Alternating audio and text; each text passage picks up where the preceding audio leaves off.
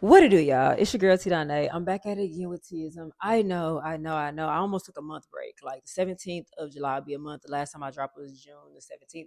Listen, it's been a lot going on. Your girl been on trips. Your girl been in Mexico. So if you're like original follower on Instagram, you know your girl's been on Mexico. If you have not followed me on Instagram, it's at Donae dot archives underscore, I think. And follow female hip hop now dot archives underscore two to get more tips on female hip hop, because essentially T-ism is just talking about like really what's going on with female hip hop, black women and womanism, and all types of cultural aspects of movies, right? And so I want to clear some things up. A lot of people be looking at T-ism and thinking it's talking about tism. As a person that is neurodivergent, I have ADHD, it's not talking about tism. We can talk about how tism plays into some things of black women in the society and how black women that are neurodivergent do not get tested or get diagnosed with it at the same rate as white men or even men of different races get diagnosed with it, because black girls are seen to be aggressive and not giving grace by society. But T-ism is not about that. We can have a segment on it, but y'all, it's not tism. So my people that are clicking on it be like, this is not about tisms. Of course not, because my name is T and I put ism as like the colloquial and the ideas and thoughts and intelligent conversations that I have, because I do have a degree in history. And then I also, with my history degree, have taken classes in sociology, anthropology, and also psychology. So I understand the history of things and the social and psychological and structure on why things happen, and that's what allows me to break down movies, books, and any things of pop culture for you to understand, right? So let's just get that out the way so y'all don't be confused. That's in the first 2 minutes, right? Now let's get to the topic at hand. So this episode is about how being a matriarch, you cannot have a flat purse. A matriarch is literally just leadership within women, and it is a structure that's used to make sure that the woman plays her part. A matriarch is also known as a woman that takes cares or looks after the younger generation and also leads them to what they need to be led to in society. If you hear creaking, it's my new chair in the back. Her name is Pinky.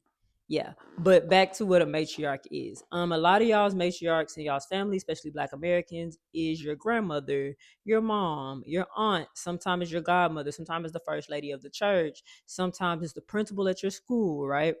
A lot of us have matriarchs, right? Some of us are matriarchs in training. I see myself as a matriarch in training, even though I don't have children.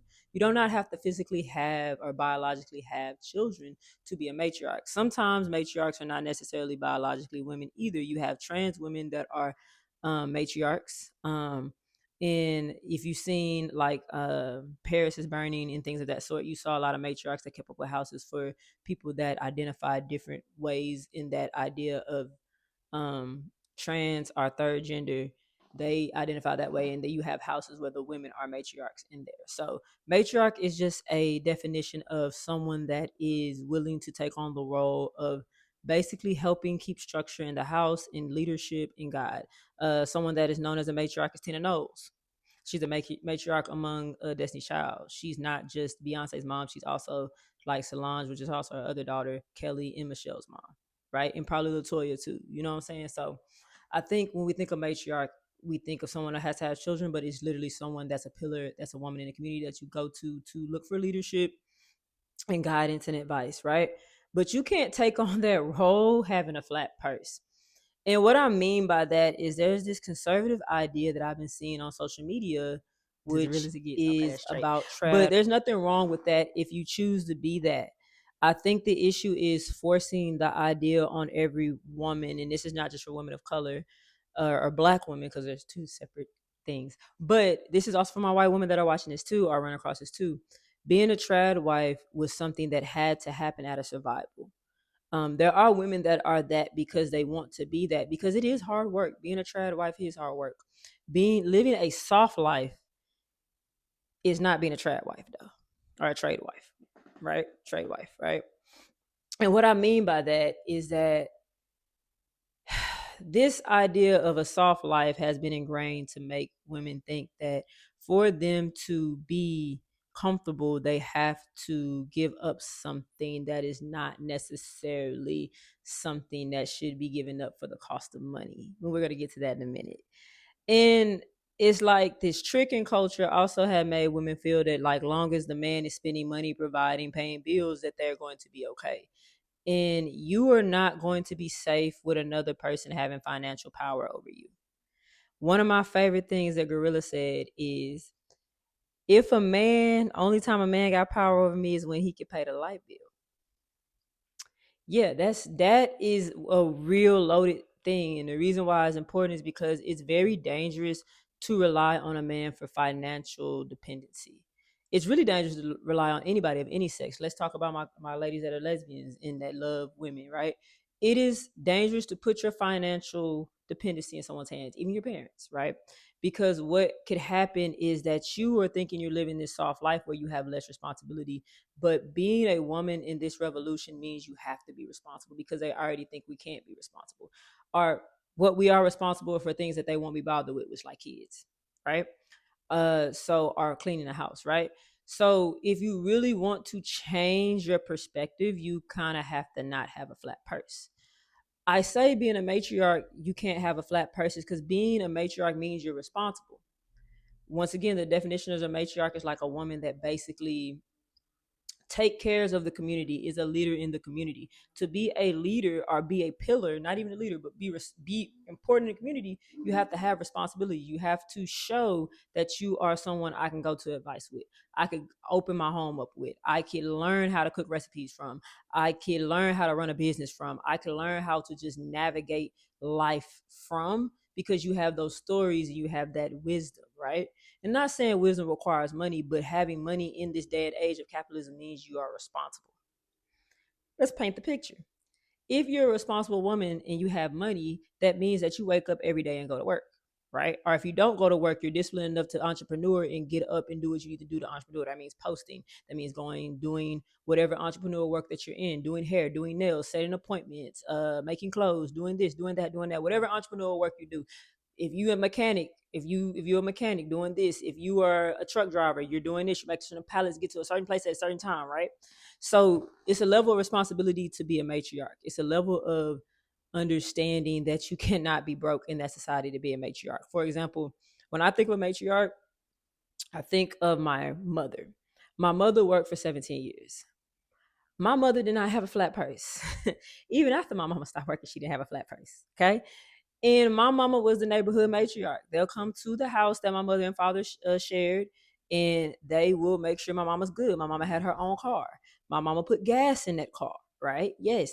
My mama made sure she could feed people snacks. We went to Sam's. My mama put her name on the check, or she pulled out her debit card with her name on it. You know what I'm saying? My mama contributed. So she was able to be a matriarch without having to deal with things, which also made me want to get advice from her, and other young girls in the neighborhood felt safe to come to my mama and talk about things. Right? I don't want to disclose those because we were adolescents, but they were able to talk about things, and my mother was able to get them help. A good example of a matriarch recently that I seen was on the TV show Forever. Justin's mama was definitely a matriarch. She was definitely a matriarch. People thought she was overbearing. She did have a little bit of fear of uncertainty. She was a little anxious, but she had the right to be so because she was raising a black boy, but also the way she was able to help Keisha through that situation. She was a matriarch. And guess what? Justin mama wasn't broke. Justin mama had her own money in degrees, and she contributed to that household with that man that she was with, which was Justin's father. I forgot his character's name, but that was the best part, looking like best image of a matriarch in modern day that I could see, because she was able to pull plugs, because she was able to do that, because she did not have a flat person. I'm not saying being rich is the way to be a matriarch. I'm not rich, okay? But I also have responsibility that keeps me from being broke. Like I have that, you know what I'm saying? I have things to lose. And that heaviness of that confetti allows for a woman to really understand, grow, and expand, and also give her resources. Because to be a matriarch, also, you have to have some type of resources. Like I said, it's not necessarily money. It could be wisdom. It could be books. It could be learning how to plant. It could be learning how to like do things, learning how to code.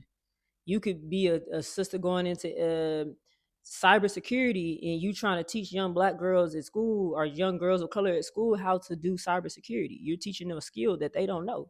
You know what I'm saying? So it necessarily does not have to be money, but you have to have some type of responsibility, something to pass down. And that's why I think being a soft life, this teaching of soft life is so scary, because it's showing girls that if you could give the coochie, then you could basically just live, exist, and like, yeah, that could work, in this idea where that could work. But even in ancient times, that did not work. Those women in ancient times, when we look at these ancient Aztec, Mayan, and Inca, in African, West African, and even Asian dynasties, East Asian dynasties, women contributed. Even in the Middle Eastern dynasties, the Byzantine Empire, women contributed. And it wasn't just about giving coochie or just having kids, having that womb. They contributed. Yes, the womb also contributed by giving generations and legacies, but also they worked. Like, one of my favorite empires was the Ottoman Empire, where the women were actually educated enough to be sultans, but they couldn't be sultans because they were women, but they were like literally there.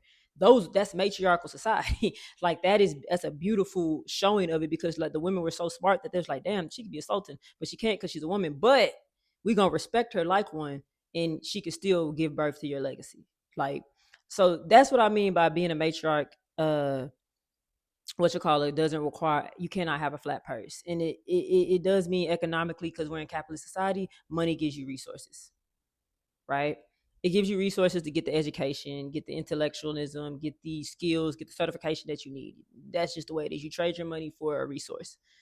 That's how it works in this society. In past societies, it didn't. Not saying that you have to be $1 million woman. For example, another one, a good example of a matriarch, The Cosby Show. No, it's controversial, but Felicia Rashad's character, Claire Huxtable, matriarch. Don't have to explain more. You already watched it. Another good example of a matriarch was Queen Latifah's character in Star. Matriarch took them girls in. That's a matriarch, right? And she wasn't the richest woman. She had a hair salon, but she didn't have a flat purse. It's gonna click for y'all. Like, I could keep going and going and going of really good examples of matriarchs that are in today's time, and rooting it back to womanism. Women just really need to be able to have their own, right? Even if we go to intersectional feminism, even though I don't want to talk about feminism because that's not for us as Black women, but it did have points of saying that you have to have your own resources, right, to be able to share those resources with other women. And I just want women to understand that, like, coochie cost coochie's expensive. If you're giving your coochie away for a man to pay your bills, that's you, right? Do whatever you think is good, right? But coochie's expensive. The cost of coochie then went up, and it has nothing to do with money. Okay, I'm gonna say this again. Yeah, it might go over your head. The cost of coochie has went up, and it has nothing to do with money. So if you are doing anything favorable of those ways to pay your bills, more power to you, sister. But I promise you, the cost of coochie has went up, and it has nothing to do with money. So if that's just the way you doing it to doing it, I'm not knocking your hustle, but hopefully there is a time where you sit back and be like, damn, I gotta find a better way to gain resources than doing what I'm doing. But yeah, that's just really what I wanted to yap about today on T-ism. Those are some thoughts that I thought about. I was in Mexico with three beautiful Black women that are also matriarchs in the making. They have their own resources, they have their own special talents. And I had a great time. And in that trip in Mexico, I was really thinking about this topic that I have been sitting on. I apologize, y'all, but it really made sense. It all tied together. So if I didn't go to that trip first, and I tried to talk about this before I went to that trip, it wouldn't have been this insightful. But yeah, you cannot be a matriarch with a flat purse.